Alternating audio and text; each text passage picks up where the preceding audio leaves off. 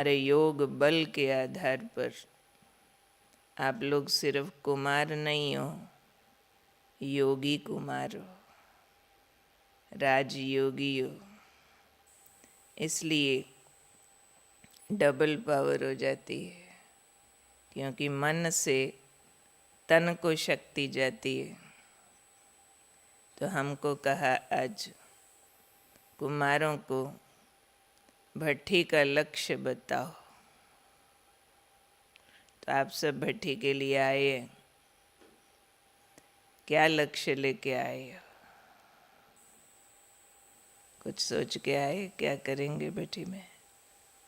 ज़रूर विचार चलता है, सोचा होगा कुछ कुछ, ये चेंज करेंगे, ये अनुभव करेंगे।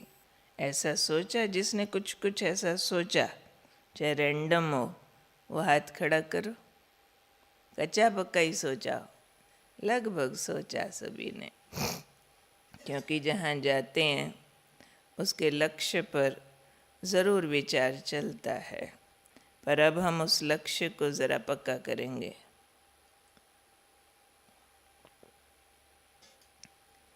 आपके पास टोटल 2 दिन जैसा समय है।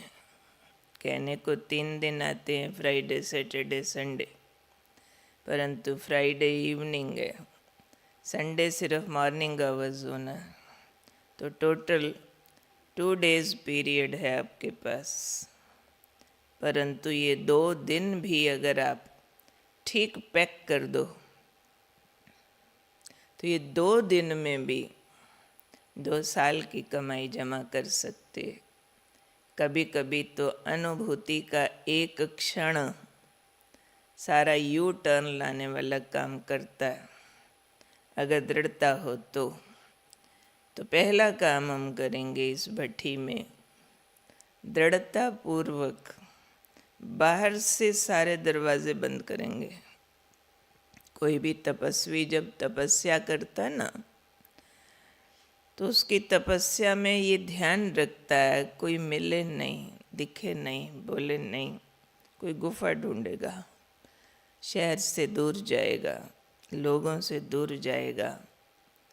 अब हमारे को वैसी तपस्या बाबा ने नहीं सिखाई है जंगल में जाओ, परंतु हमारे पास और रास्ते हैं जहाँ से इन्फॉर्मेशन अंदर जाती है। हमारे कान आवाज़ों को अंदर लेते हैं, हमारी आँखें दृश्यों को अंदर लेती हैं, हमारी जीभ स्वादों को अंदर लेती है, हमारी चमड़ी बाहर से कंफर्ट्स को अंदर लेती है। तो ये अंदर जाने के दरवाज़े एक बार बंद करेंगे और इन सारी इन्फॉर्मेशंस को इकट्ठा देता है मोबाइल।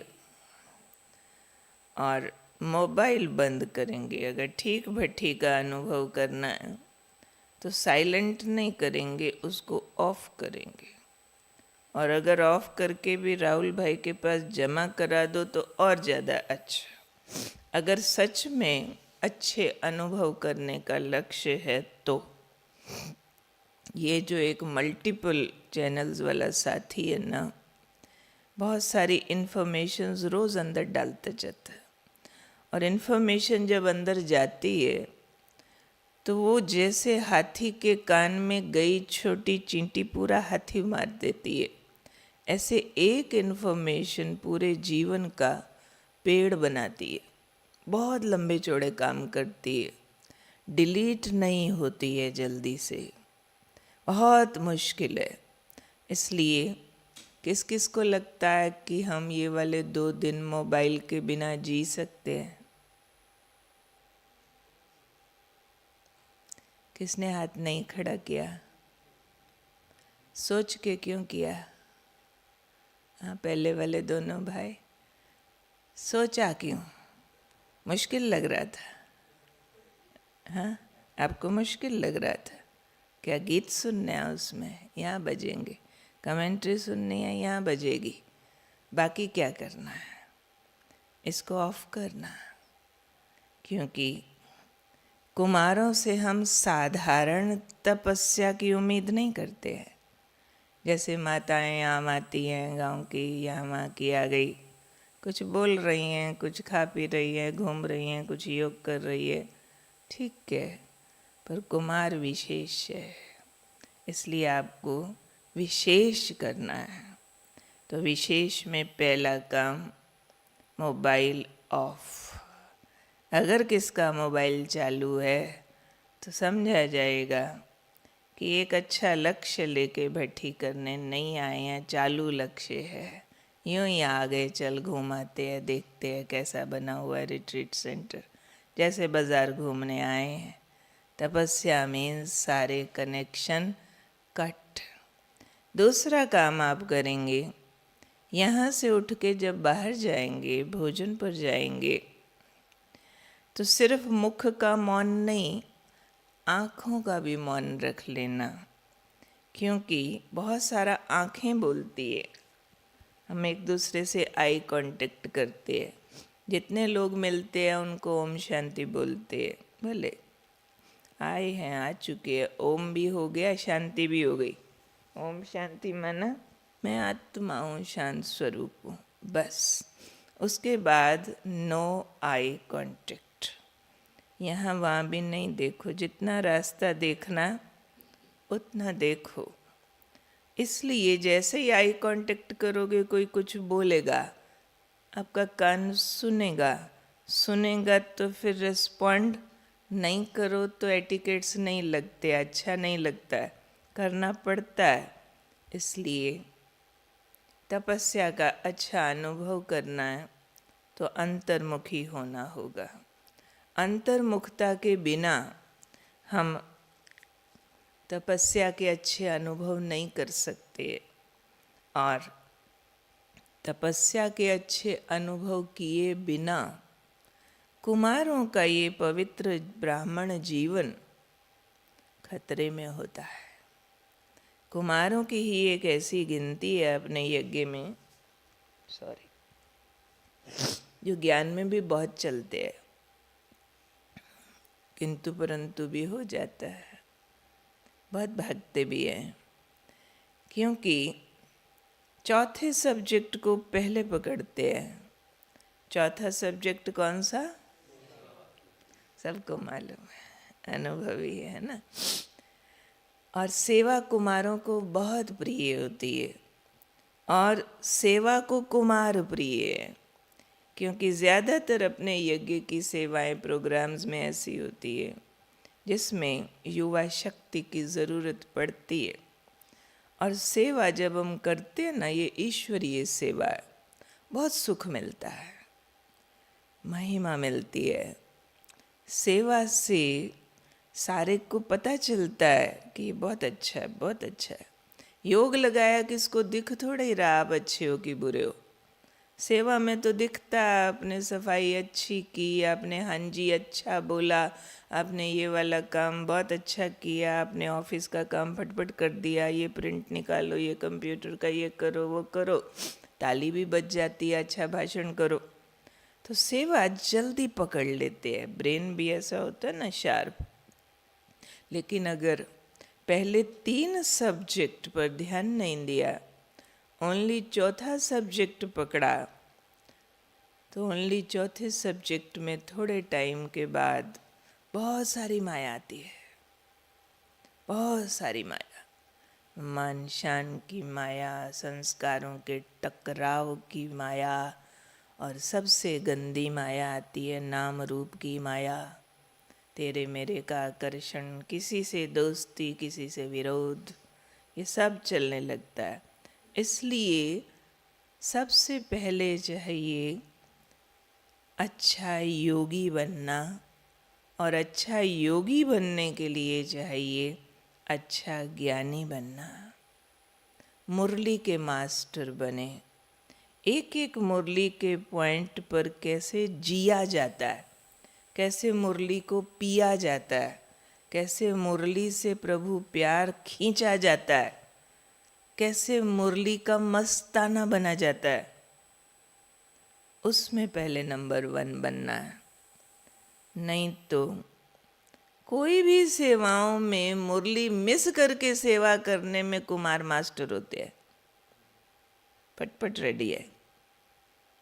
फिर दोपहर तक भी पूछो मुरली पड़ी, दीदी आज सेवा इतनी थी, टाइम में नहीं मिला। उनको लगता है एक्सक्यूज ओके, बाबा माफ़ कर देगा, पर बाबा तो माफ़ करता हो तो सज़ा देता ही नहीं है। अपना भाग्य अपने को माफ़ नहीं करता है, आत्मा कमज़ोर रह जाती है अंदर से। मैं ये नहीं कह रही हूँ कि सेवा नहीं करो या सेवा जब मिले तो उसको मना करो,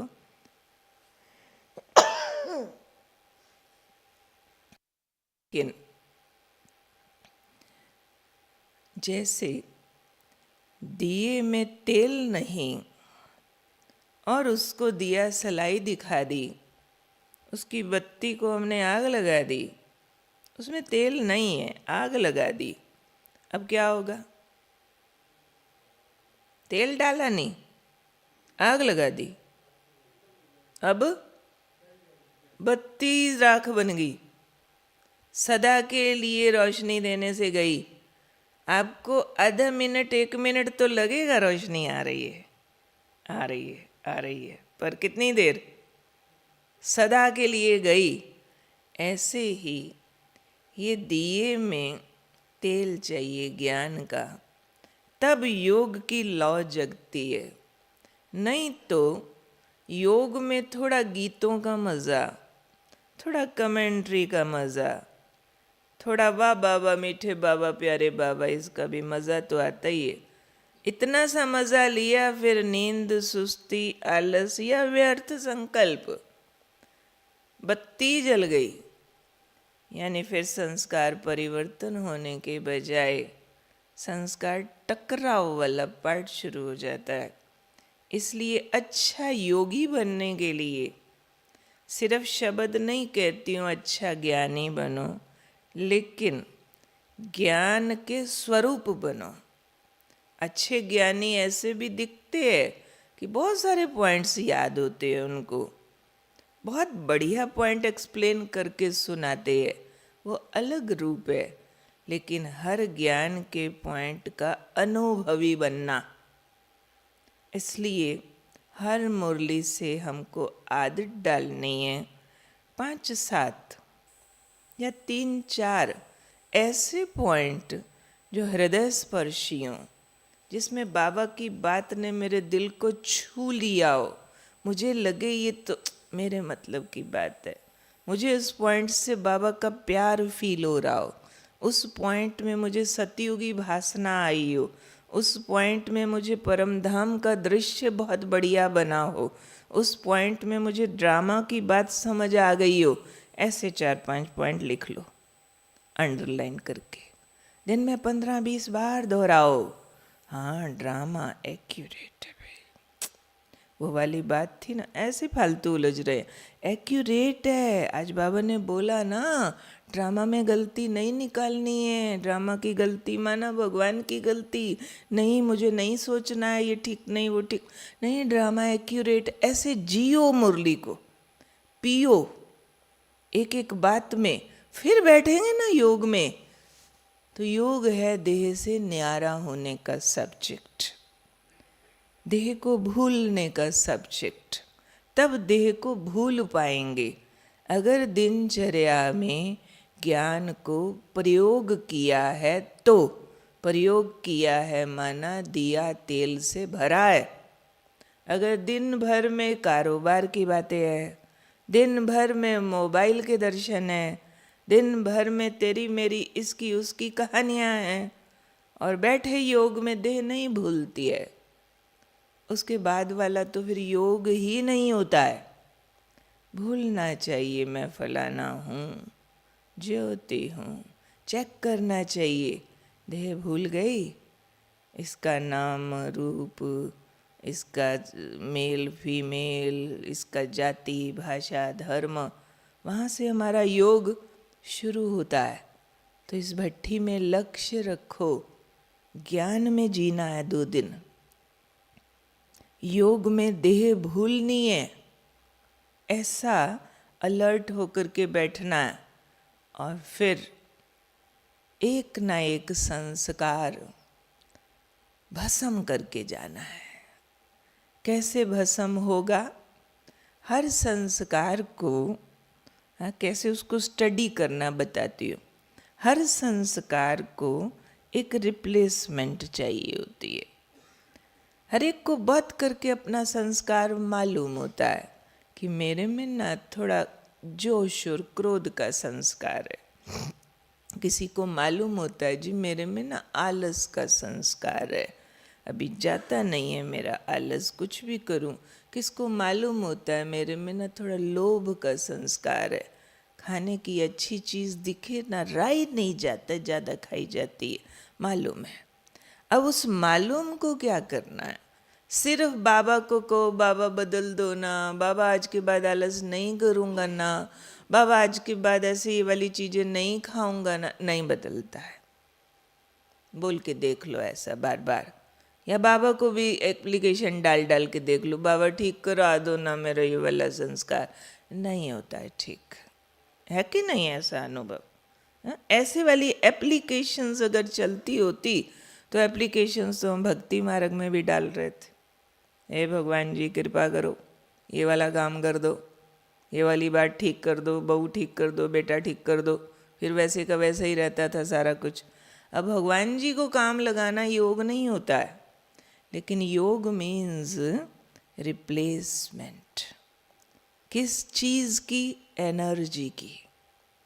जो विकार, कमजोरियाँ, पुराने संस्कार है, वो एक एनर्जी है। कौन सी एनर्जी है? नेगेटिव एनर्जी है।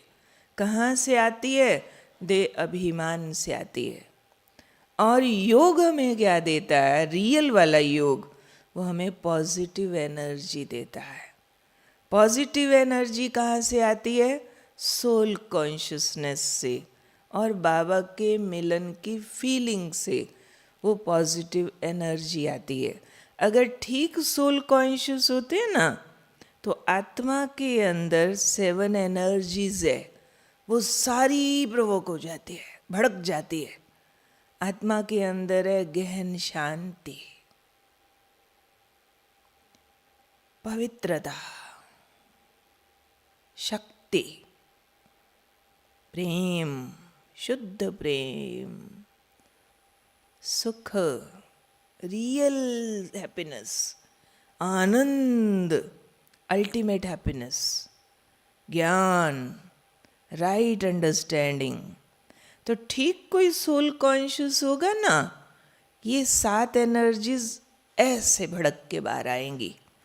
और अगर बाबा से कनेक्शन हो जाए तो तुरंत पुराना कुछ भस्म हो जाएगा, क्योंकि बाबा इन्हीं एनर्जीज का सागर है।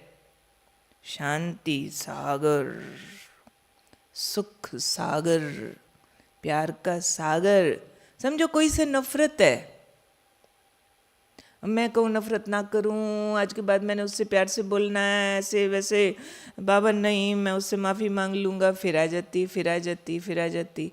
क्यों? नफरत रजिस्टर की हुई है। कैसे की है? उसके कई अवगुण याद रख के, ऐसे वैसे, उसको ऐसे नहीं बोलना चाहिए, ऐसे नहीं करना चाहिए, ऐसे नहीं खाना चाहिए, ऐसे नहीं करना चाहिए। और वो कैसे रजिस्टर की है? दैहिक भावनाओं के आधार पर। उसको आत्मा समझा ही नहीं कि आत्मा है, बाबा का बच्चा है, फरिश्ता है, शुद्ध आत्मा है, नहीं देखा था।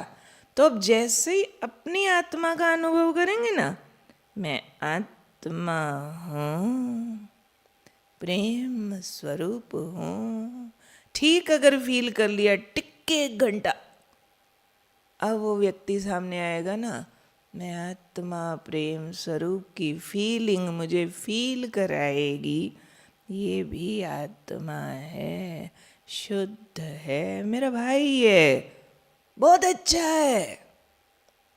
क्योंकि वो पेन दे रही थी नफरत मेरे को, उस पेन को मैंने बाबा के प्यार से, आत्मिक प्यार से हील कर दिया।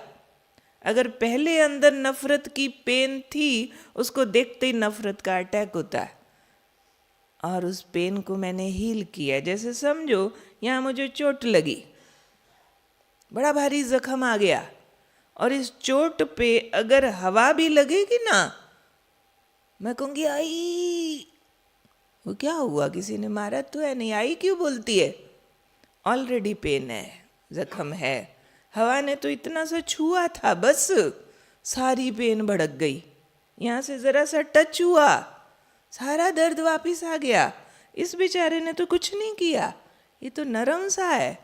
और मैं कहती हूँ मारता है, ये कहाँ मारता है?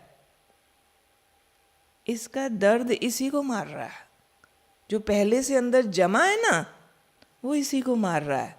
तो ऐसे ही हम लोगों ने बहुत सारा देह अभिमान से बहुत सारी बातें जमा की होती है। समझो गुस्सा आता है तो गुस्से में हमने बहुत सारी असंतुष्टि जमा की, ये ठीक नहीं, वो ठीक नहीं, ऐसे नहीं होना चाहिए, वैसे नहीं होना चाहिए, उसको ऐसे नहीं करना चाहिए, वैसे नहीं करना चाहिए, ये साफ नहीं करता, ये ठीक नहीं बोलता, जमा किया है। अब जो जमा किया है ना, अब उसने जरूर कुछ किया और यहाँ दर्द आ गया और हमने बर्स्ट गुस्सा कर दिया, रिकॉर्ड किया हुआ है। चलो 2 मिनट साइलेंस, कोशिश करो आत्मा देह से न्यारी बाबा की पवित्र किरणों के नीचे चला दो रिकॉर्ड।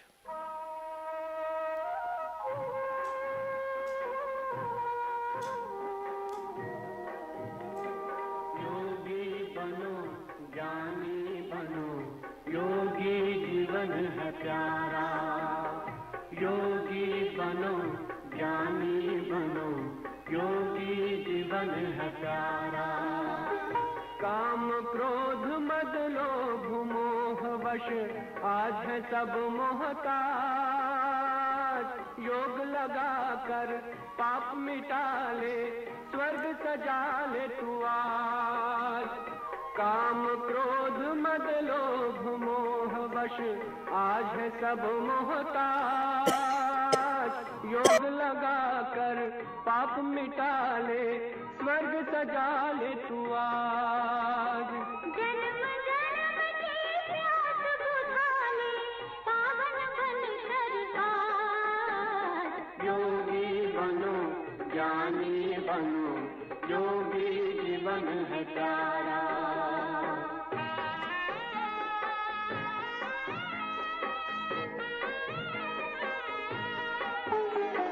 संगम युग में परम पिता शिव कहते हैं राज।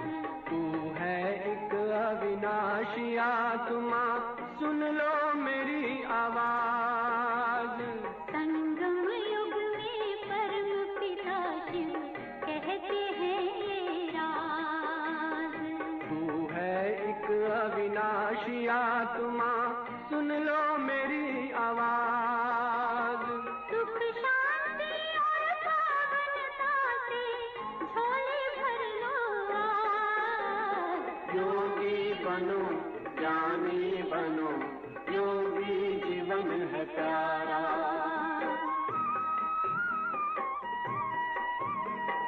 परम धाम से आए हैं शिव ब्रह्मा तन आधार। मुक्ति और जीवन मुक्ति का जन्म सिद्ध अधिकार। परम धाम से आए हैं शिव ब्रह्मा तन आधार। मुक्ति और जीवन मुक्ति का जन्म सिद्ध अधिकार। चलना है,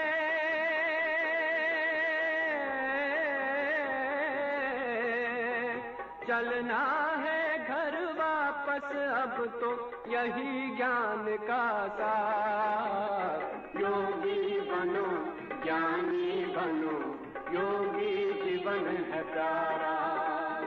योगी जीवन है प्यारा, योगी जीवन है प्यारा।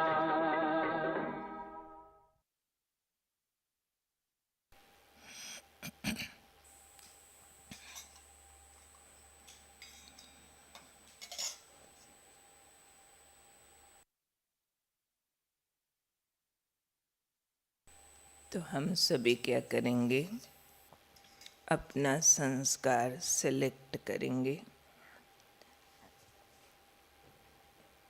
और चूज करेंगे कि उसको ख़त्म करने के लिए मैंने इस भट्ठी में कौन सी एनर्जी का प्रयोग करना है। क्लियर होती है बात?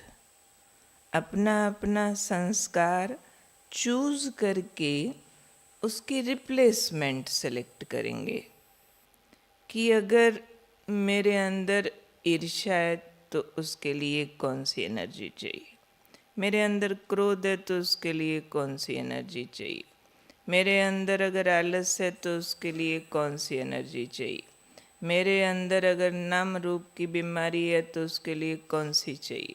नाम रूप है तो संपूर्ण पवित्रता, मैं पवित्रता का तेजोमय सितारा, मेरा अंग अंग भस्म हो रहा, उसके बजाय लाइट के शरीर के अंदर जिसके लिए ख्याल जाता है उसका भी सब शरीर भस्म हो रहा, राख बच गई, हड्डियाँ दिख रही है बस जैसे, और सिर्फ सितारा चमक रहा। वैसा वैसा रिप्लेसमेंट मिलेगी। अगर जेलसी भी किसी से आती है तो भी यही समझो पार्ट है, ड्रामा है, आत्मा है। आत्मा एक्यूरेट पार्ट बजा रही है इस ड्रामा के अंदर, और हर एक का पार्ट निश्चित है। बाबा ने, और फिर स्वमान, बाबा ने मुझे जो रोल दिया है वो यूनिक है, मेरे जैसा रोल किसी का नहीं। अपनी प्राप्तियों को स्मृति में लाओ, आप फोकस करो, और फिर जैसे जैसे मन एकाग्र करेंगे ये भट्ठी आपको आपके संस्कारों की रिप्लेसमेंट देगी। सिर्फ ठीक से एकाग्र होना, मन को भटकाना मत। भट्ठी में न मोबाइल यूज़ करना न बातें करना। ऐसे नहीं इधर भट्ठी में क्लासिक करी, फिर कमरे में 4 भाई हो, लगे रहे घंटा यहाँ वहाँ की कहानियाँ करने, सारा जितना कमाया था बहा दिया। नहीं, एक दूसरे के परिचय की कहानियाँ पूछने लग गए, तुम कहाँ से, तुम क्या करते हो। उस बात के लिए सारी उम्र पड़ी है, लेकिन अभी आत्मिक स्थिति का अभ्यास करना, आत्मिक स्थिति के अभ्यास का बहुत अभाव है। आप सबने अगर ऑब्जर्व किया हो तो साकार मुरलियों में जब जब बाबा कहा करते बच्चे देही अभिमानी बनो, बच्चे अपने को देह से न्यारा आत्मा समझो, फिर अक्सर बाबा कहा करते हैं कि बच्चे बहुत मेहनत है। तो अपने से पूछना पड़ेगा ना, क्या बहुत मेहनत हम करते हैं आत्मिक स्थिति में स्थित होने की?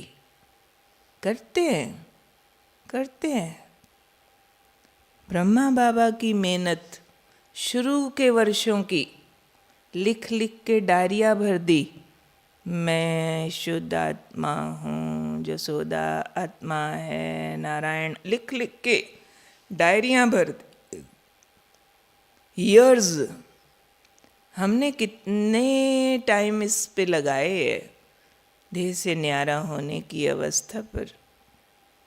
ज़्यादातर आजकल भाई बहनों का जो पुरुषार्थ का रूप हम देखते हैं, योग पूरा होने पर क्लास में पहुंचते हैं। कोई 5-7 मिनट पहले, कोई 5-7 मिनट बाद में, मुरली पूरी होते ही चल पड़ते हैं। मुरली 10 मिनट ऊपर चले बैठे रहते हैं। अगर मुरली पूरी करके टाइम पे बोलो 10 मिनट योग करे तो उठ के चल पड़ते हैं। क्यों होता है ऐसा? क्योंकि रस नहीं है देह से न्यारा होने का। अमृत वेला बैठेंगे आधे सो जाएंगे। क्यों? देह भान का बोझ है बहुत सारा, सुला देता है। तो अभी आप सब यहाँ लक्ष्य रखो कि हम देह से न्यारी अवस्था का पूरे 2 दिन अनुभव करेंगे। 48 घंटा देह कैसे भूल जाती है, कैसे अकेली आत्मा ज्योति जैसे कि परम धाम में वास कर रही हूँ। बाबा ने एक मुरली में कहा था, बच्चे तुम ऐसे इस दुनिया में रहो जैसे कि तुम यहाँ नहीं रहते हो। ऐसे रहो कि तुम रहते ऊपर हो, ऊपर से देखते हो कठपुतली कैसे डांस कर रही है। तो ऐसी अवस्था का अनुभव लंबा काल हमको करना है, क्योंकि अंत की परीक्षाएं, अंत की चुनौतियों का उत्तर केवल हमारी योग युक्त अवस्था ही दे सकती है। वरना तो ये अंत की परिस्थितियां बहुत दुख और मुसीबत में ला देंगी। हम ये कुछ समय में, इस पूरे साल में ऐसा अनुभव कर रहे हैं कि चारों तरफ दुख और विपत्तियों का वातावरण बहुत बढ़ता जा रहा है।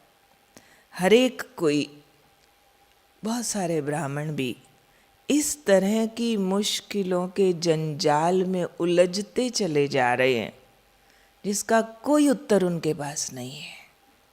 एक रेडीमेड का इंतज़ार है, जैसे भक्त लोग एक इंतज़ार में कोई शक्ति आएगी बचाएगी, ऐसे ही बहुत सारे ब्राह्मण किसी रेडीमेड शक्ति की मदद के इंतज़ार में है। कोई दीदियाँ दृष्टि दे दें, कोई हमारे लिए भोग का संदेश मंगवा दो, कोई भोग लगवा दो, मेरा फलाना ठीक हो जाए, मेरा फलाना काम बन जाए, मेरी बीमारी ठीक हो जाए, मेरी ये समस्याएं ठीक हो जाएं। इससे स्पष्ट होता है अपना योग बल जमा नहीं किया है। अभी भी समय है, हम योग बल जमा कर लें ताकि आने वाली समस्याओं के समय में हम शक्ति मांगने वालों की लाइन में ना हों, हम शक्ति देने वालों की लाइन में हों। कुमार शक्ति है ना, तो कुमार शक्ति माना योग बल की शक्ति। और जिन्होंने योग बल की शक्ति जमा नहीं की होगी उनको एक और बहुत बड़े पेपर का सामना करना पड़ सकता है, और वो सबसे बड़ा पेपर होगा अपनी ही कमज़ोरियाँ भूत बन के सताएंगी। और योगी और सब कुछ सहन कर सकता है, अपनी कमज़ोरियाँ जब भूत बन के आती है वो नहीं सहन कर सकता, क्योंकि उसके आगे सब सीन स्पष्ट है कि ये पाप होता है, ये पुण्य होता है। जहाँ कहीं किसी कमज़ोरी को दबा दबा के चला दिया, छिपा छिपा के चला दिया, सब उभर कर के सामने आ जाएंगी। और वो टाइम विनाश काल का दुनिया में आ चुका है। हम लोग विनाश काल में प्रवेश कर चुके हैं, और ऐसे वाले रूप ब्राह्मण परिवार में स्पष्ट देखने को आ रहे हैं। बहुतों को डिप्रेशन आ रहा है, बहुतों को और मानसिक बीमारियां आ रही है जो शारीरिक पीड़ाओं के रूप में बढ़ रही हैं, और वो सारी वही वाली हैं ज़्यादातर, जहाँ कोई कोई कमियों को दबाया था, छिपाया था, यूं ही चलाया था, अब वो भड़क भड़क के सामने आ रही हैं। अब उनका योग नहीं लगता, अब वो मुरली में नहीं आ पाते, अब उनसे सेवा नहीं होती, अब बेचैन है, घबराहट है। वो घबराहट है फाइनल एग्ज़ाम की, तो इसलिए भट्ठी में आए हो। समझो बाबा ने निमंत्रण दे के बुलाया है, ये भी बाबा का प्यार है जो भट्ठी में आए हो। और इस निमंत्रण के पीछे बहुत बड़ा राज है कि बाबा ने आपको एक्स्ट्रा शक्ति देनी है, एक्स्ट्रा अनुभव कराने हैं, पर उसके लिए हम इसका पूरा पूरा लाभ लेवें। एक मिनट भी इसका हम कहीं भी ऐसे लापरवाही में गंवा न देवें। सभी क्लासेस में नोटबुक पेन अवश्य लेके आए। कोई अगर ऐसे हैं जिनके पास ना हो, नहीं लाए हो कोई कारण से, तो हाथ खड़ा करो। 4। अच्छा भाई, बोलना आशा बहन को कुछ नोट पैड्स थे, यहाँ राहुल भाई के पास दे देंगे, आपके पास भी होंगे, राहुल भाई से ले लेना। नोट पैड्स और पेन मिल जाएंगे, लेकिन नोट्स अवश्य लेना, ताकि आप विचार ने हाथ खड़ा किया, हो सकता है बाद में कोई 2-4 और भी हों तो एक्स्ट्रा थोड़े रख लेना, जिसको भी चाहिए राहुल भाई से बात करना, ताकि हर क्लास के नोट्स लो। और आज भट्ठी की शुरुआत है, तो आज रात सोने से पहले बाबा को एक लेटर लिख के सोना।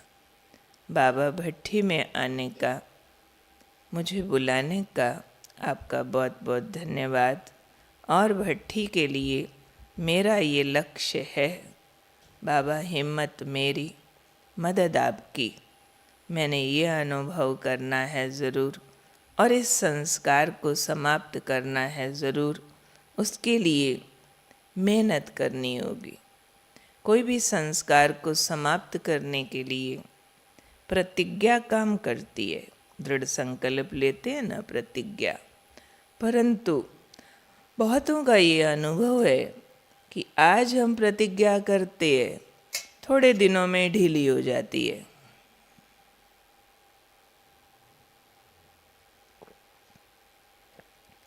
उसके लिए बाबा ने एक मुरली में हमें सिखाया था कि बच्चे जब भी प्रतिज्ञा करो ना, तो दो बातों का ध्यान रखो। एक तो प्रतिज्ञा करके उसको लिख करके कहीं सामने लगा दो, रिवाइज करते रहो। प्रतिज्ञा को एक रिमाइंडर मिलता रहे तो वो ताज़ा बनी रहती है, याद रहता है कि ये प्रतिज्ञा की थी और हमने ये करना है।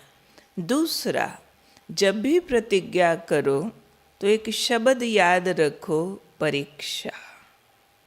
जब भी आप प्रतिज्ञा करते हैं, माया सुन लेती है, तो माया उसी पर परीक्षा लाएगी ज़रूर। और ये वाली बात कई बार हम भूल जाते हैं।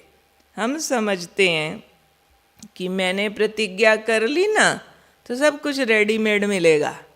अगर हमने सोचा है कि मैंने गुस्सा नहीं करना है, परंतु जो लोग, जो हालात हमें गुस्सा दिलाते हैं, उन्होंने तो कोई प्रतिज्ञा नहीं की ना कि इनको गुस्सा नहीं दिलाना है। और ही कभी कभी अगर किसी दुश्मन को चैलेंज कर दिया जाए कि मैं तो तुझे मार के रहूँगा, तो क्या होता है? अगर दुश्मन पावरफुल है, उसको चैलेंज कर दो तो क्या होता है? ज़्यादा खतरनाक हो जाता है। कहते जख्मी शेर ज़्यादा खतरनाक होता है। अगर थोड़ा मार दिया ना आपने, अब उसकी शक्ति बढ़ जाती है। तो माया भी परीक्षा लेती है। तो जब भी प्रतिज्ञा करो, माया की शक्ति ना भूलो कि माया भी सर्वशक्तिमान है। अगर आप इस बात को ख़त्म करने का जोर लगाओगे तो माया और बड़े बड़े रूप लेकर आएगी। तो पहले से ही सोच लेना चाहिए प्रतिज्ञा करते टाइम कि मेरी प्रतिज्ञा के मार्ग में कौन कौन सी बाधाएं, कौन कौन से चैलेंज आ सकते हैं। जो अब तक भी नहीं आए वो भी आ सकते हैं।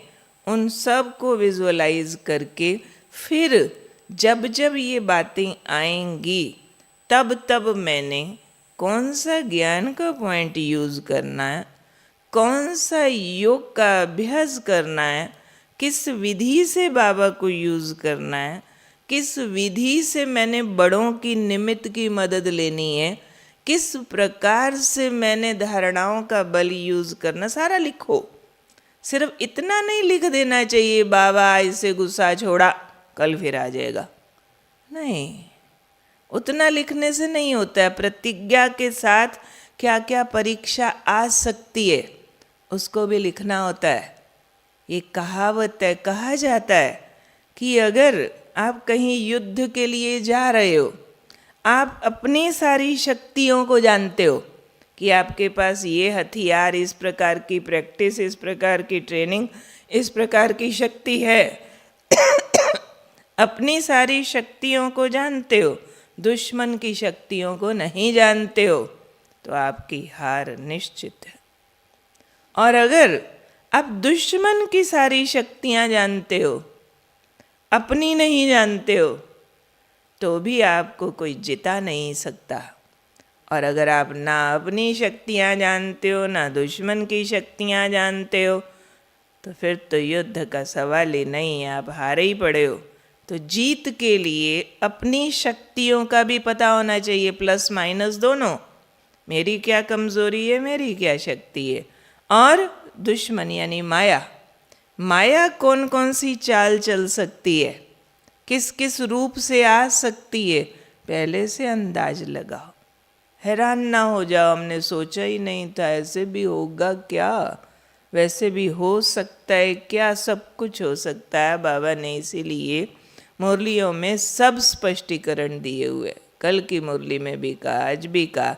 बड़े बड़े महारथी भी बड़ी बड़ी गलतियां कर सकते हैं, आपके आगे भी बड़े बड़े रूप हर विकार को भड़काने के आ सकते हैं, लेकिन बाबा भी सर्वशक्तिमान कम नहीं, ज्ञान की ताकत भी कम नहीं, और हम महावीर पांडव भी कम नहीं। तो अपने स्वमान याद रखने हैं। मैं पांडव हूँ, पांडव पति मेरे साथ है, मैं अर्जुन हूँ, मैं अंगद हूँ, मैंने अंग अंग ईश्वरीय कार्य में दे दिया। मैं सनत कुमार हूँ, सनत कुमार सुना हुआ है, जो सदा बच्चा रहे, बच्चे जैसा इनोसेंट, जिसके अंदर माया डेवलप ही नहीं हुई है। मैं हनुमान हूँ, मैं इस तरह से अपने आप को स्वमान देते जाओ। मैं विजयी आत्मा हूँ, मेरी हार हो नहीं सकती है। जितने स्वमानों का प्रयोग कोई विधि पूर्वक करता है, उतना माया जीत बनना आसान होता है। सबसे बड़ी बात, क्लास से उठते समय चेक करना, आत्म ज्योति जग रही है, फील हो रहा है, मैं आत्मा इस शरीर को चला रही हूँ, फिर बाहर निकलो।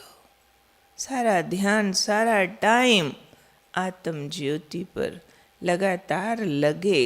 ये शरीर पराई वस्तु है, मैंने कपड़ा सा ओढ़ा हुआ है, अंदर इसके ज्योति स्वरूप हूँ, ऊपर से आया हूँ, मेरा धाम ऊपर है, बस घर जाने वाला हूँ।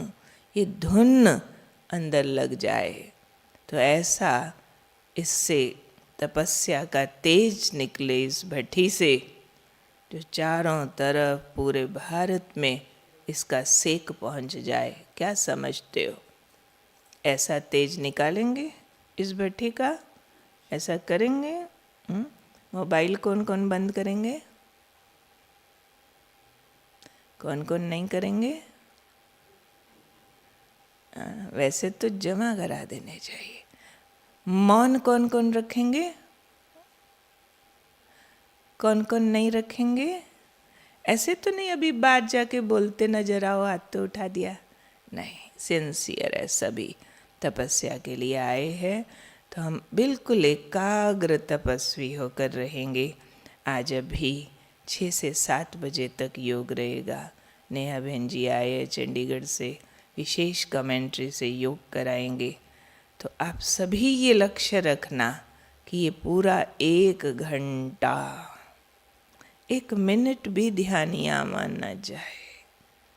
बस जैसे जैसे कमेंट्री चलती जाए, वैसे वैसे अंदर बुद्धि की आँख उन दृश्यों के साथ घूमती रहे और बाबा के साथ का अनुभव करती रहे।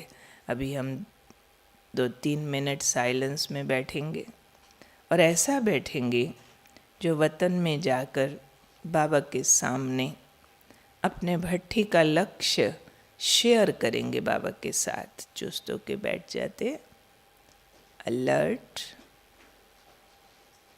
मस्तक ज्योति जगी हुई, पूरी देह को प्रकाश का महसूस करें। मैं ज्योति बिंदु आत्मा इसी शरीर में लाइट का शरीर देखती हूँ।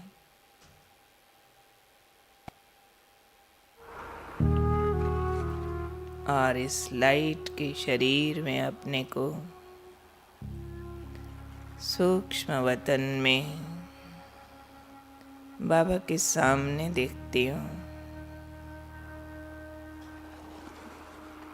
नजरें मिलाएं बाबा से और बात करें बाबा से, बहुत प्यार भरी। बाबा का शुक्रिया करते हुए भट्ठी में बुलाने के लिए अपना भट्ठी का लक्ष्य बाबा के साथ शेयर करें।